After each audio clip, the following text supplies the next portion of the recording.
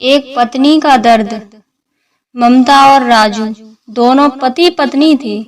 ममता उस दिन भी रोज की तरह सुबह उठकर जल्दी जल्दी अपने घर का काम कर रही थी। ममता सीधे सरल स्वभाव की अनपढ़ महिला थी और उसका पति भी अनपढ़ था। राजू अपनी पत्नी और बच्चों को बहुत प्यार करने वाला मेहनती व्यक्ति था। वह एक दुकान करता था। वह सुबह सुबह घर से खाली पेट निकलता था। राजू दुकान से वापस आकर दोनों पति पत्नी एक साथ नाश्ता करते थे।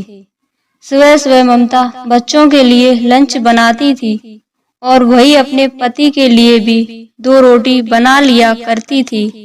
ममता का पति रोज सुबह 5 बजे ही मंडी के लिए निकल जाता था और ममता सुबह बच्चों को स्कूल छोड़ देती।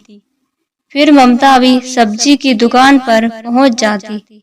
वहां जाकर दुकान सजाती। ये उसका रोज का काम था।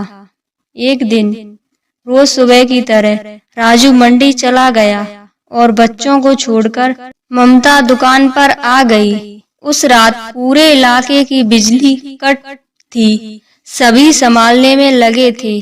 सारी रात बिजली की वजह से ममता और राजू आज जल्दी ही जाग गए और राजू भी जल्दी मंडी चला गया था और वो मंडी से जल्दी वापस भी आ गया था। उसने सोचा जब तक ममता आए क्यों ना तब झाड़ू लगा लूं और वह झाड़ू लगाने लगा। थोड़ी देर में ममता भी आ गई। राजू को देख ममता हंसकर बोली, आज तो मुझसे भी जल्दी आ गए।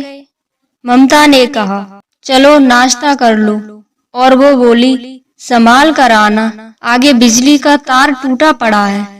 और जैसे ही राजू थोड़ा आगे चला, राजू को ठोकर लग गई और उसका पैर बिजली के तार पर पड़ा तो राजू की बहुत तेज आवाज निकली। पति की चीख सुनकर ममता ने अपने पति की तरफ देखा तो वह झटके खा रहा था। इतने में ममता को कुछ समझ नहीं आ रहा था और वो वहीं पर खत्म हो गया। ममता रोते रोते पागल हो गई। वो अपने पति को बचाने के लिए दौड़ी पर भीड़ ने उसे पकड़ लिया। देखो उस औरत की बेबसी कि वह अपने पति को बचाने के लिए कुछ भी नहीं कर पा रही थी। बस अपनी आंखों से अपनी खुशियां लुटते हुए देख रही थी।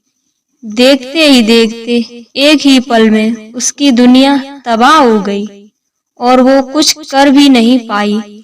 ममता रोते रोते सिर्फ ये बोल रही थी, काश मेरी आंखें फूट जाती ये सब देखने से पहले। और वह होश संभाल कर देवर की तरफ भागी जो दुकान में था। वहां जाकर बोली, अपने भाई को बचा लो, और जमीन पर गिर गई। भाई ने जब तक देखा तब तक राजू इस दुनिया को छोड़कर जा चुका था। जिससे भी इस घटना को देखा वह सदमे में आ गया था और ममता जिंदा लाश बन गई।